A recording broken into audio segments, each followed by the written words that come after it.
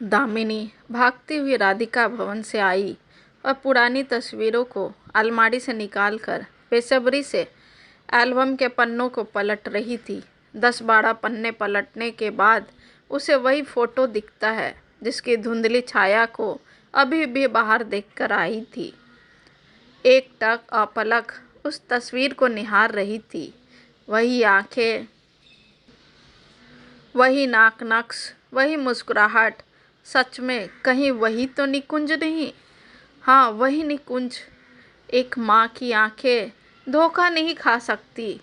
Photo पर अपनी हथेली फेरते हुए दामिनी आंसुओं की अनगिनत धारा के साथ कहती है, मेरा लाल, मेरे जिगर का टुकड़ा, काश मैं तुझे सीने से लगा पाती। एक बार, सिर्फ एक बार तेरे सीने से लग कर रो पाती, मेरा बच्चा, पर ऐसा नहीं कर सकती। कितनी अभागन हूँ मैं, तुझे अपना भी नहीं कह सकती। अंतः मन के द्वंद्व से लड़ रही थी कि तभी बाहर से आवाज़ आती है, अरे दामिनी काकी, कहाँ रह गई? जल्दी आइए, मालकिन कब से आपका आवाज़ दे रही है। दरवाजे पर दस्तक देते हुए बोलकर मंगला चली जाती है। दामिनी जी अपने आंसुओं को पोंछकर जल्दी से अलमारी में एल्बम रखकर हवेली की तरफ भागती है। आज राधिका भवन में निकुंज के आने की खुशी में एक छोटी पार्टी रखी गई थी। पूरे 15 साल बाद निकुंज विदेश से अपनी पढ़ाई पूरी करके लौटा था, अपने देश और राधिका भवन का इकलौता वारिस। जी मालकिन, आपने बुलाया क्या? दामिनी आदर के साथ राधिका जी से पूछती है। अरे कहाँ रह गई थी दामिनी, कब से मैं आवाज़ दे रही थी। वो तुमने निकुंज का कमरा अच्छे से साफ कर दिया था ना? उसे थोड़ी सी भी गंदगी बर्दाश्त नहीं होती। तुम्हें तो पता ही होगा, उसे बचपन से साफ सफाई और व्यवस्थित कमरा चाहिए। राधिका जी निकुंज की फिक्र में दामिनी को कह रही थी। हाँ मालकिन, मैंने कल ही कमरे को अच्छे से साफ कर दिया था और एक एक चीज़ निकुंज बाबा के अनुसार ही व्यवस्थित कर दिया था।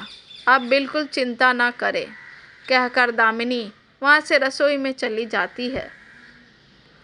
रसोई में काम करते करते दामिनी अपने अतीत में चली जाती है। दामिनी का पति नरेंद्र राधिका के यहाँ ड्राइवर की नौकरी करता था।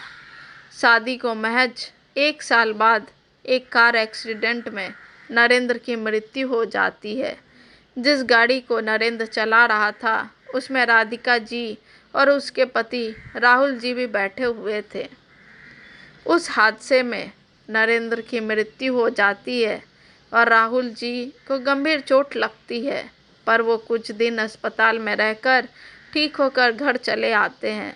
पर राधिका जी उस एक्सीडेंट में अपने कोख में पल रहे 4 माह के बच्चे को हमेशा हमेशा के लिए खो देती है और साथ साथ जीवन में कभी माँ नहीं बनने का सुख भी खो देती है। इस एक्सीडेंट के बाद दामिनी और राधिका दोनों का दुख एक सा था। एक ने अपना पति खोया था और दूसरे ने अपना बच्चा। दूसरी तरफ दामिनी 7 महीने की गर्भ से थी। पति के जाने के बाद दामिनी अपने बच्चे का पेट पालने के लिए राधिका जी के यहाँ नौकरी करने लगती है। 9 महीने के बाद दामिनी एक प्यारे से बच्चे को जन्म देती है। बहुत ही प्यारा था नन्हा राजकुमार। बच्चे के जन्म के बाद दामिनी अपने बच्चे को साथ लेकर ही काम पर आया करती थी। वो छोटे राजकुमार को कभी आंगन में तो कभी बगीचे में सुला दिया करती थी, जिसे देखकर राधिका जी को अपने बच्चे की टीस मन में उठने लगती थी। कुछ दिन यूं ही खामोशी मायूसी में निकल गए, पर धीरे धीरे उस मासूम को देखकर राधिका जी के उदास चेहरे पर मुस्कान की रेखा दिखने लगती थी। अब वो नन्हे राजकुमार को देखकर बहुत खुश रहने लगी थी। जैसे जैसे दिन बीतता गया वैसे वैसे राधिका का प्यार निकुंज से बढ़ता जा रहा था। वो एक पल भी निकुंज को नहीं देखती तो परेशान हो जाती थी। उसके लालन पालन में भी कोई कमी आने नहीं दे रही थी। दामिनी भी ये देखकर खुश हो जाती कि उसके बच्चे को एक नहीं दो दो माँ मिली है। पर 1 साल बाद दामिनी को क्षय रोग हो जाता है। क्षय रोग की वजह से दामिनी धीरे धीरे बीमार रहने लगी। उसकी हालत ऐसी नहीं थी कि वह अपने बच्चे को देख रेख अच्छे से कर सके। उसे तो लगने लगा था कि अब उसकी ज़िंदगी का अंत निकट आ गया है और रह रहकर छोटे राजकुमार की चिंता सताने लगी। ऐसे तो राधिका जी और राधिका भवन की देखरेख में करने वाले सहायक नौकर चाकर दामिनी के बच्चे की अच्छे से देखभाल कर रहे थे। इधर राधिका जी के कहने पर दामिनी का इलाज भी शुरू हो चुका था, पर बच्चे के भविष्य की चिंता ने दामिनी को स्वस्थ होने से रोक रही थी। उसकी गिरती अवस्था देखकर राधिका जी ने एक दिन अपने दिल की बात दामिनी के सामने कह दिया। आखिर राधिका ने मांग ही लिया जिसके लिए दामिनी हमेशा डरी रहती थी। फैला ही ली अपनी सूनी झोली को दामिनी के सामने और कह दिया जो दिल में दबा कर रखी थी गत 1 वर्षों से। दामिनी, दे दे इस माँ को उसकी सूनी गोद का वारिस। मैं वादा करती हूँ तेरे औलाद को मैं और ठाकुर साहब अपने से बढ़कर प्यार देंगे। हम उसकी हर ख्वाहिशों को पूरा करेंगे। दामिनी का खर्चा पानी, दवा, बीमारी तो राधिका भवन से ही चलता था। वह चाहकर भी निकुंज की परवरिश ऐसे नहीं कर सकती थी जैसा राधिका जी कर सकती थी। दामिनी अपनी मृत अवस्था को देखकर राधिका जी को हाँ कह देती है, पर उस हाँ ने एक माँ से उसके माँ होने का हक सदा सदा के लिए छीन लिया। वो माँ होकर भी माँ ना कहला सकी। राधिका जी ने निकुंज को गोद लेते समय दामिनी को एक ऐसे वचन में बांध दिया जिसे वह निभाने को मजबूर हो गई। राधिका जी ने दामिनी से वचन लिया कि वो अगर उसे कुछ हो जाता है या नहीं भी कुछ हुआ तो भी वो अब कभी अपने बच्चे को अपना बेटा नहीं मानेगी। उससे माँ होने का हक सदा सदा के लिए खोना पड़ेगा। निकुंज के लिए और पूरी दुनिया के लिए सिर्फ और सिर्फ मैं उसकी माँ रहूँगी। वो कहते हैं ना कि डूबते को तिनके का सहारा भी काफ़ी होता है। बस वही हाल था दामिनी का। अपनी हालत से मजबूर दामिनी ने राधिका जी के हर फैसले पर अपनी रजामंदी दे दी, पर किसे पता था कि वक्त फिर से करवट लेगी। ऐसा करवट कि दामिनी की पूरी ज़िंदगी बदल कर रख दी।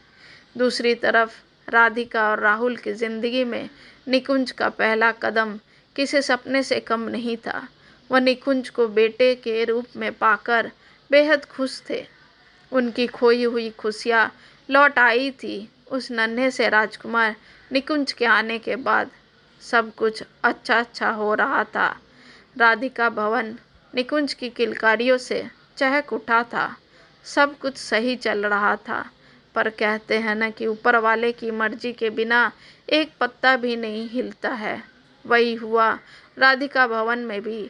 ठीक 11 महीने बाद, निकुंज के गोद लेने के 11 महीने बाद से ही दामिनी के मुंह से खून निकलना बंद हो गया। वो आहिस्ता आहिस्ता ठीक होने लगी थी। अब तो वो खुद से उठना बैठना भी करने लगी थी। दवा ने अपना असर दिखाना शुरू कर दिया था। पूरे 1.5 साल बाद दामिनी बिल्कुल स्वस्थ हो गई, पर तब तक बहुत देर हो चुकी थी। अब 2.5 साल का निकुंज पूरी तरह से राधिका जी का बेटा बन चुका था और दामिनी निकुंज की सेवा करने वाली काकी। अब जब भी दामिनी निकुंज को देखती उसके दिल में रह रहकर टीस उठ जाती थी, पर फिर उसके ऐशो आराम को देखकर दामिनी खुद को समझा देती कि ये फैसला तो उसी का था। आज उसकी जान बच पाई है तो सिर्फ राधिका जी के कारण, और निकुंज को राजकुमार की तरह जीवन मिल रहा था जो शायद वो कभी नहीं दे पाती। इस बात से तसल्ली रहती कि उसका बच्चा आंखों के सामने तो है, पर कुछ सालों बाद निकुंज को आगे पढ़ने के लिए राधिका जी और ठाकुर साहब ने विदेश भेज दिया और आज पूरे 15 साल बाद निकुंज अपने सरजमी पर कदम रखा था, एक नए रूप में, सजीला, संस्कारी, हट्टा कट्टा नौजवान बनकर, जिसे देखकर आज निकुंज की दोनों माएँ फूले नहीं समा रही थी।